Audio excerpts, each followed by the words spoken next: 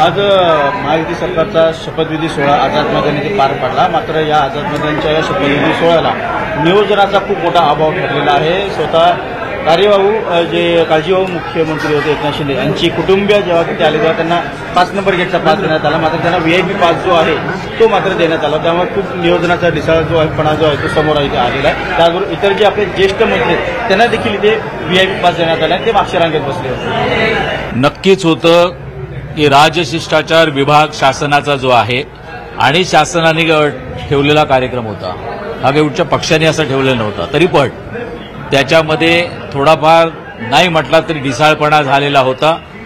आमचे सगळे मंत्री जे सिनियर मंत्री आहेत त्यांची पण बैठकीची व्यवस्था मी स्वतः जाऊन बघितलं तर ते सगळे मागच्या साईडला जाऊन बसले होते। आणि साहजिक आहे, ज्या 1 नंबर गेटने आपण सगळ्यांनाच एंट्री ठेवली होती, प्रत्येक पक्षाकडे म्हणजे तिन्ही पक्षांकडे काही पासेस येतील असं ठरलेलं होतं आणि त्या पासेस आले। त्याच्यामध्ये आमच्या कार्यालयाला आलेले ते सगळे 1 नंबर गेटचे आले।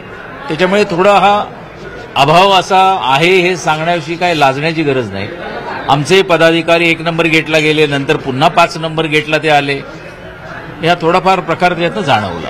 मात्र महायुती 1 दिलाने लढली, विजय देखील एक मोठा मिळवला। मात्र स्टेजवरती म्हणजे शपथविधी सोहळ्यामध्ये राष्ट्रवादी काँग्रेसचे नेते स्टेजवर दिसले, मात्र शिवसेनेची कोणी दिसले, शिवसेनेकडनं फक्त एकनाथ शिंदे साहेबचे गटनेते तेच फक्त दिसले, बाकी इतर कोणी दिसले नाही। आमचे केंद्रीय मंत्री पण होते, पण तसे असेल तरी नेते मंडळी असली असती तर आणखीन बरं वाटलं असतं, कारण शिंदे साहेबांबरोबर आलेले सर्व पदाधिकारी शिवसैनिक, प्रत्येक शिवसैनिकाला वाटत असतं माझा नेता हा त्या व्यासपीठावर का नसावा। त्याच्यामुळे ही एक वाटणं साहजिक आहे शिवसैनिकांच्या मनामध्ये। काही मगाशी आपल्या कार्यालयामध्ये शिवसैनिक आले, त्यांनी खंत बोलून दाखवली, आमचे काही पदाधिकारी किंवा आमचे वरिष्ठ लोक हे व्यासपीठावर जायला हवे होते।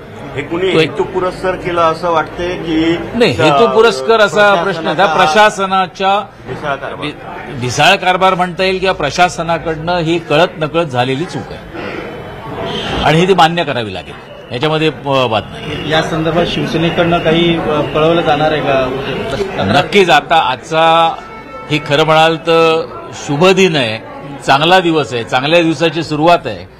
आपल्या राज्यातल्या लोकांचे अनेक प्रश्न आहेत आणि ते सोडवण्यासाठी तिन्ही पक्ष एकत्रित आणि यावेळी सगळे एक्सपिरियन्स आहेत आणि हे सगळे काम करणार आहेत। तेव्हा आजच त्याच्यामध्ये कुठेतरी आपण सुरुवात करणं बरोबर नाही, पण प्रशासन याची दखल घेईल आणि यापुढे प्रशासनाकडनं अशा चुका होणार नाहीत, राजशिष्टाचार विभागाकडनं होणार नाहीत, हे नक्की मी सांगतो। धन्यवाद।